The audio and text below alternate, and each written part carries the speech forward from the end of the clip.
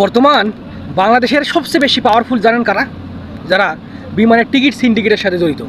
বাংলাদেশ থেকে সবচেয়ে ব্যস্ততম বিমানের রুট হচ্ছে Bangladesh to Dubai, Bangladesh to Saudi, Qatar, Bahrain, মানে মধ্যপ্রাচ্যের দেশগুলা।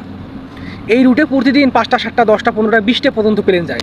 যাত্রী সংকট যে তাও না, অ্যাভেলেবেল যাত্রীও আছে, অ্যাভেলেবেল বিমান পরিবহন ব্যবস্থা আছে।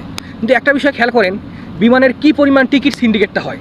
আমি গতকালকেই চেক করলাম, বাংলাদেশ থেকে দুবাই প্রতিটা বিমানের টিকিটের ভাড়া দেখাচ্ছে 70 থেকে 80 হাজার টাকা। কিন্তু দুবাই থেকে বাংলাদেশ ফিরতি যে প্লেনটা আছে তার ভাড়া দেখাচ্ছে মাত্র 25 থেকে 30 হাজার টাকা। তাহলে এই যে বাংলাদেশ থেকে যে দুবাই যে প্লেনটা যাবে, এই যে অতিরিক্ত যে 50 হাজার টাকা বা 40 হাজার টাকা নিয়ে আসছে, এই টাকাটা যায় কই? এইটাই হচ্ছে বিমান সিন্ডিকেট, বিমানের টিকিট সিন্ডিকেট। গত 1 বছর 2 মাসের মতো হয়ে গেল দেশ স্বাধীন হওয়ার, এত কিছু সংস্কার হইল, কিন্তু দুঃখজনক হইলেও সত্যি এই টিকিট সিন্ডিকেট নিয়ে এ সরকার এ পর্যন্ত কিছুই করলো না।